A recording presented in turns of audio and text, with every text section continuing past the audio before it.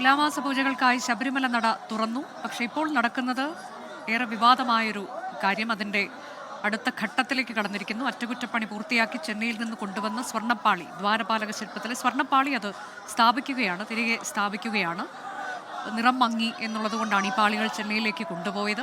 പാളികൾ ഇപ്പോൾ സന്നിധാനത്തെ സ്ട്രോങ് റൂമിൽ നിന്ന് എത്തിച്ചിരിക്കുകയാണ്. അത് അവിടെ തിരികെ ദ്വാരപാലക ശില്പത്തിലേക്ക് പിടിപ്പിക്കുന്ന ചടങ്ങ് നടക്കാനിരിക്കുന്നു. കോടതിയുടെ മേൽനോട്ടത്തിലുള്ള ചടങ്ങാണ്. അവിടെ അതിൻ്റെയൊക്കെ ഉദ്യോഗസ്ഥർ സന്നിഹിതരായിട്ടുണ്ടെന്നാണ് ഞാൻ മനസ്സിലാക്കുന്നത്.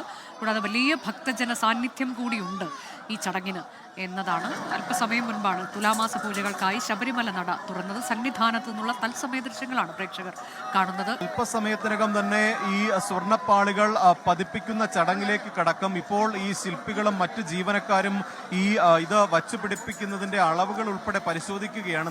ദൃശ്യങ്ങളിൽ കാണുന്നത് ഇതുമായി ബന്ധപ്പെട്ടുള്ള ജീവനക്കാരാണ്. ഈ ദ്വാരപാലക ശില്പങ്ങളിലെ അളവുകൾ, സ്വർണ്ണപ്പാളികൾ നമുക്ക് ആ ദൃശ്യങ്ങളിൽ കാണുന്നത് ഈ ദ്വാരപാലക ശില്പങ്ങൾ സ്വർണ്ണപ്പാളികളാണ്. അത് വച്ചുപിടിപ്പിക്കുന്ന ചടങ്ങിലേക്ക് കടക്കുകയാണ്. ഈ ജീവനക്കാരും ശില്പികളും ചേർന്നാണ് ഈ കാണുന്ന ഈ ദ്വാരപാലക ശില്പങ്ങളിലെ സ്വർണ്ണപ്പാളികൾ വച്ചുപിടിപ്പിക്കുന്നത്. താഴെ താങ്ങുപീഠത്തിന്റെ സമീപത്തെ ആ പാളികളാണ് ഇപ്പോൾ സ്ഥാപിച്ചിരിക്കുന്നത്.